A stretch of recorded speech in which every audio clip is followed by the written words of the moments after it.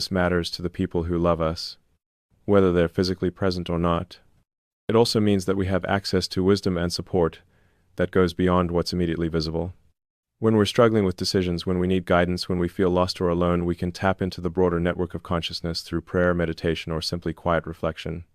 But here's the key thing I learned. This isn't about becoming dependent on guidance from people who've passed on. It's about recognizing that we're supported in our own growth and decision-making. They want us to develop our own wisdom, our own strength, our own capacity for love. They're like consultants, not decision-makers. As I'm recording this, I'm realizing that this experience has completely changed my perspective on what it means to be human. We're not just biological machines that cease to exist at death.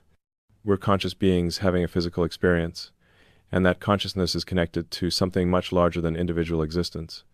This doesn't mean we should ignore physical reality or stop working on technological solutions to human problems, but it means we should understand that technology and spirituality aren't opposed to each other.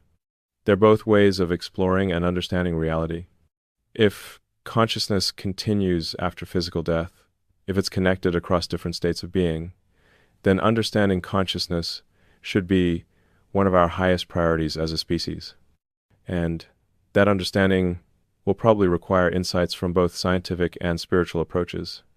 What I experienced today wasn't anti-scientific. It was a glimpse into aspects of reality that science hasn't yet developed methods to study effectively. But that doesn't mean those aspects aren't real or aren't important. So, where does this leave us practically? How do we live with this understanding? I think it comes down to a few simple principles. First, treat every interaction with another person as if it matters beyond the immediate moment, because it does. The people who love you, living and deceased, are somehow affected by how you treat others. Second, don't waste time on petty concerns that don't contribute to growth or connection. The people who've passed on have perspective on what actually matters in life, and it's not most of the things we stress about. Third, live fully and appreciate physical existence. The people who've passed on can't experience the physical world directly anymore.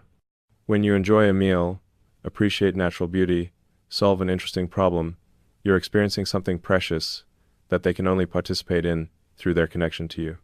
Fourth, maintain connection with people you love who've passed on through regular communication, whether that's prayer, meditation, or just talking to them in your mind.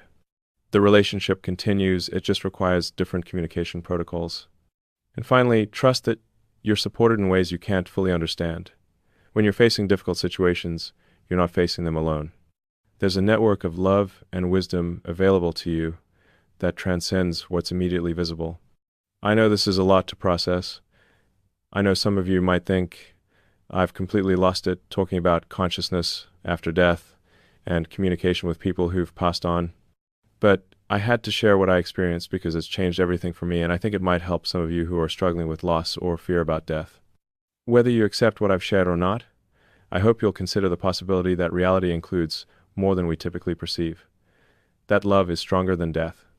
That consciousness is more fundamental than physical existence. That we're all connected in ways that go beyond what we can measure or prove scientifically. The people you've loved and lost haven't disappeared. They've transitioned to a different state of being, but the love remains, the connection remains, and their care for your well-being remains. You're not alone, you're not abandoned, and when your time comes to make that transition, you'll understand that death isn't an ending, but a transformation. Thanks for listening to what probably sounds like the ramblings of someone who's been working too late and thinking too hard about consciousness and mortality. But sometimes the most important truths come to us when we're willing to ask questions we've never asked before and consider possibilities we've never considered. Take care of yourselves. Appreciate this physical existence while you have it. Stay connected to the people you love, both living and passed on.